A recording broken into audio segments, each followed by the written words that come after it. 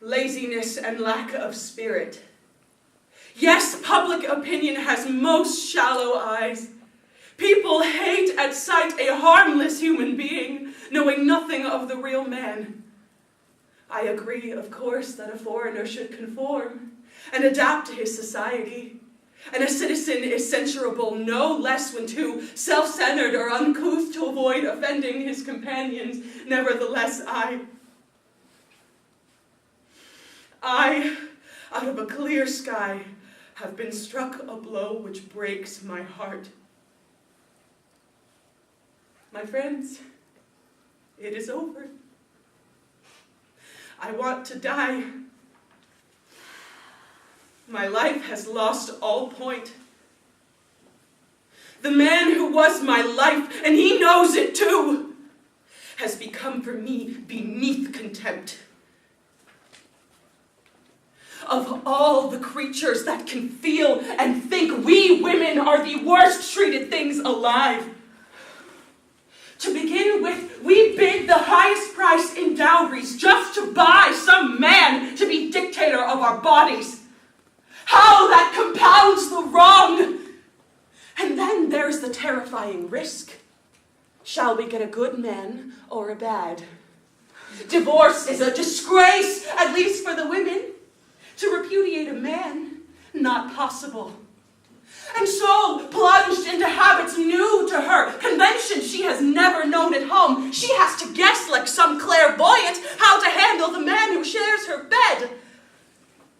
And if we learn our lesson well in this exacting role, and our husband does not kick against the marriage yoke, oh, ours is an enviable life. Otherwise, we are better dead.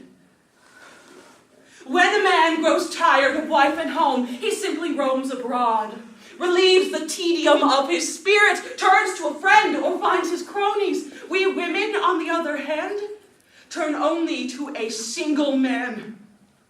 We live safe at home, they say. They do battle with a spear. How superficial.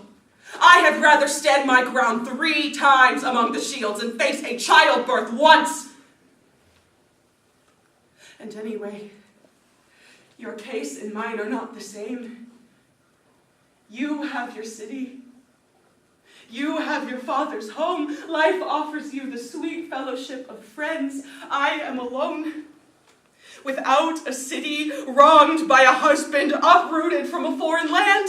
I have no mother, brother, or cousin, and without a safe haven from the storm. So I ask you this, if I can find a way to pay my husband back, your silence. Women, on the whole, is a timid thing.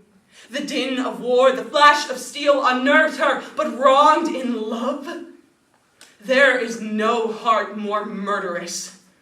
As you wish, Medea. You have a score to settle with your lord. I do not wonder that you see. But look, I see Creon coming, this country's king, bristling, I dare say, with new decisions. Go, Medea. Remove yourself. Get packing from this land. I order you with your black-faced fury lowering against your lord. And take your brace of offspring with you. No dallying either. I am here to see this order done. And until I've pushed you out and over the border, I'll not go home. So, I am lost. Crushed utterly, my enemies have let out the sail while I have no place to disembark from doom. Nevertheless, hard-pressed as I am, I ask you this. For what reason, Creon, do you drive me out? Fear. No need to camouflage the fact. I am afraid you'll deal my child some lethal blow. And many things conspire to make me fear. You are a woman of some knowledge, versed in many an unsavory skill. Your husband's gone. Your soul is raw with loss of love. And now it is reported that you threatened me. Mean to hurt the father of the bride, and of course the bride and groom. That is what I want to guard against. An accident. Madam, better to be hated now by you than soften and pay later with regrets. Oh, heaven help me. My reputation is a curse. This is not the only time it has done me lasting harm. Oh, let perspicacious man keep his children above enlightenment, above the general run, it will earn them only the sneer of uselessness and the spiteful jealousy of fellow men. Bring education to the dolt, and far from being accounted wise, you yourself will be cast as dolt. Outshine a pundit of established fame, and you become a byword of distaste. This is precisely what I have to face. Just because I have a little knowledge, some people are filled with jealousy. Others think me secretive or crazy, but point in fact, my knowledge does not amount to much. But now I frighten you. Do you think I'll strike some death knell on your house? No, I am not like that. Creon, forget your fear. I have no criminal intent against a king. For how have you wronged me? You simply gave your virgin child to a suitor of your bent. No, it is my husband that I hate. You, I think, have acted prudently, and even now I don't begrudge your enterprise success. Marry them both, and blessings on you. Only let me go on living in this land. Ill-used though I am, I will keep quiet. I am overruled. Reassuring talk, but it chills me to the marrow. What are you really hatching in your mind? I trust you, madam, less even than I did before. The impassioned woman, like the impassioned man, is easier to watch than the crafty and the quiet. So leave, I say at once, and no speeches, please. My mind's made up. You are dangerous. All your cleverness shall not keep you here. Please, I beg you, on my knees by your fresh young daughter bride. You waste your words. I am adamant. Will you expel me, heedless of my prayers? I will, for I love you less than I love my home. Home? Oh, my own beloved country! What memories crowd upon me now! Exactly.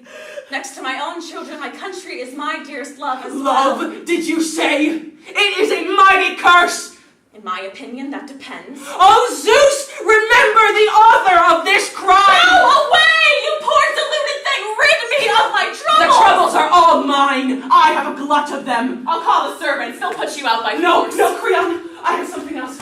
You seem determined, madam, to make a new sin. No, that is not what I beg of you! I'll go into banishment! Then why not leave and let this land be rid of you? Just let me stay this single day to arrange my exodus from here, and to make provisions for my little sons whose father cannot bring himself to care. Be kind to them. You are a father too. You know what kindly feelings are. As for me, it does not matter to me whether I stay or I go. It's them I shed my tears for. Their lot is hard. My soul is not tyrannical enough. My heart has often let me down.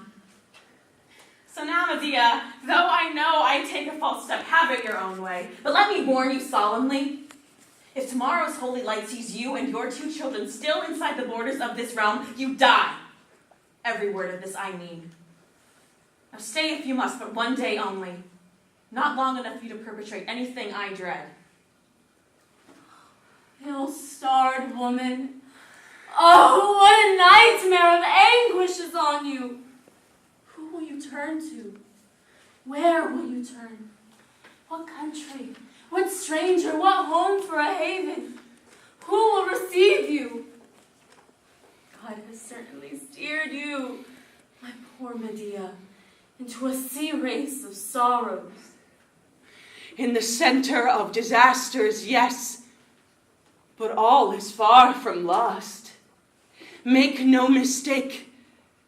A test awaits the newlyweds. No little ordeal for the happy pair. Do you think I ever would have toadied to that man if nothing could be got from it? No gain, no tool? No. Not one syllable, not a touch from my little finger. The fool! He could have scorched me with one stroke, and instead he gives me this single day to make 3 enemies, 3 corpses. Father, daughter, and my husband. Friends, I can think of several ways